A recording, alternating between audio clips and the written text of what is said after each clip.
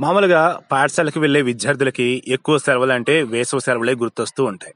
ఆ సెలవుల తర్వాత సంక్రాంతి సెలవులు, దసరా సెలవులు ఇవి గుర్తొస్తూ ఉంటాయి. ఇవి కాక ఇంక సెలవులంటే ఒక రోజు, 2 రోజులు అలా ఉంటూ ఉంటాయి. ఇవి పాఠశాలకు వెళ్లే విద్యార్థుల గురించి, అదేవిధంగా కాలేజెస్కి వెళ్లే విద్యార్థుల గురించి, యూనివర్సిటీకి వెళ్లే విద్యార్థుల గురించి కూడా. ఇక ఎంప్లాయీస్ విషయానికి వద్దాం. నార్మల్ గా కోర్టు ఎంప్లాయీస్ అయితే సమ్మర్ హాలిడేస్ అంటే వాళ్ళకి కొన్ని ఉంటాయి. మిగతా వాటిలో రోజువారీ సెలవులు లేదంటే 1, 2 రోజులు, 3, 4 రోజులు అలా ఉంటాయి. ఇక స్టేట్ ఎంప్లాయీస్ విషయానికి వద్దాం.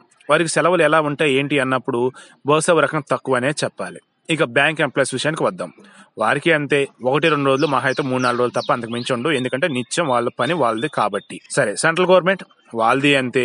డిపార్ట్మెంట్ బట్టి ఆ సెలవులు డిపెండ్ అయి ఉంటాయి. సరే, ఇన్ని చెప్పారు, ఎందుకు ఏం చెప్పబోతున్నావు ఏంటయ్యా బాబు అంటే అక్కడికే వస్తున్నా. ఏపీ గవర్నమెంట్ కని విని ఎరుగని రీతిలో రాష్ట్ర ప్రభుత్వ ఉద్యోగులకు బోలెడన్ని సెలవులు ఇస్తూ ఉంది. ఆ సెలవులన్నీ కూడా సంక్రాంతి కలకాలం గుర్తుపోయిండే విధంగా ఇవ్వబోతూ ఉంది.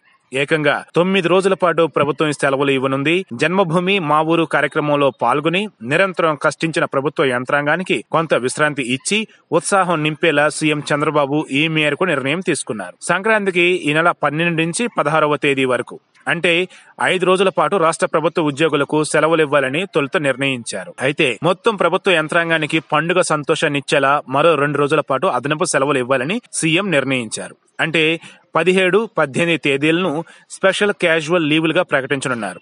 ఆ తర్వాత 19, 20 తేదీలు కూడా ఉద్యోగులకు సెలవులే కాబట్టి అంటే 17, 18 తేదీల్లో అదనపు సెలవులు ఇవ్వడంతో సంక్రాంతి సెలవులు ఏకంగా 12 నుంచి 20వ తేదీ వరకు ఉన్నట్లుగా అవుతుంది. అంటే మొత్తంగా పండుగ సెలవులు 9 రోజులు.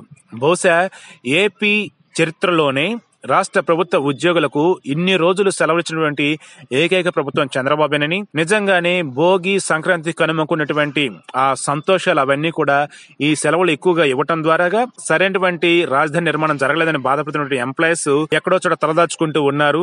మరి కొంతమందికి గవర్నమెంటే కొన్ని గెస్ట్ హౌస్ కావచ్చు, కొన్ని హాస్టల్స్ కావచ్చు ఆ రకంగా ప్రొవైడ్ చేసింది. ఇప్పుడు వీరంతా కూడా చక్కగా వారి సొంతూర్లకి వెళ్లేసి వారి పెద్దవాళ్లతో అదేవిధంగా కుటుంబ సభ్యులతో చక్కగా 9 రోజుల పాటు సంతోషంగా ఉండడానికి అవకాశం ఏర్పడిందని, ప్రత్యేక రాష్ట్రంగా ఏర్పడిన తర్వాత అటు తెలంగాణ కానీ ఇటు ఆంధ్రప్రదేశ్ కానీ రెండింటిలో కూడా తెలుగు రాష్ట్రాల్లో ఉన్నటువంటి రాష్ట్ర ప్రభుత్వ ఉద్యోగులకు ఎక్కువ సెలవులు ఇచ్చింది ఏదైనా ఉందంటే అది ఏపీ ప్రభుత్వమేనని, అది కూడా 9 రోజులు ఇవ్వడం అంటే నిజంగా ఇది హిస్టరీ అని కూడా వాళ్ళంతా ఉప్పొంగిపోతున్నారు.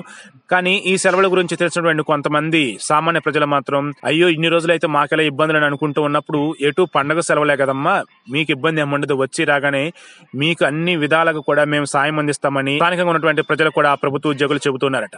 సో మొత్తంగా చూసుకున్నప్పుడు అటు ప్రజలు ఇటు అధికారులు కలిసి ఈ పండుగని అత్యంత వైభవపేతంగా చేసుకోబోతున్నారు. అదేవిధంగా చంద్రబాబు నాయుడు ఉద్యోగులకి మరింత దగ్గర అవడానికి ఈ రకంగా కూడా ప్రయత్నం చేస్తున్నాడా, లేదంటే నిజంగానే పండుగే ఈ రకంగా చంద్రబాబు చేత చేపించిందని కూడా అంతా ఆశ్చర్యపోతున్నారు. ఏదేమైనా సరే రాష్ట్ర చరిత్రలో మొట్టమొదటిసారిగా 9 రోజుల పాటు ప్రభుత్వ ఉద్యోగులకు సెలవు దినాలు ఇవ్వటం మాత్రం కానీ విని ఎరుగని విధంగా ఉందని అంతా కూడా ఆశ్చర్యానికి లోనవుతున్నారు, ఆనందంతో ఉప్పొంగిపోతూ ఉన్నారు.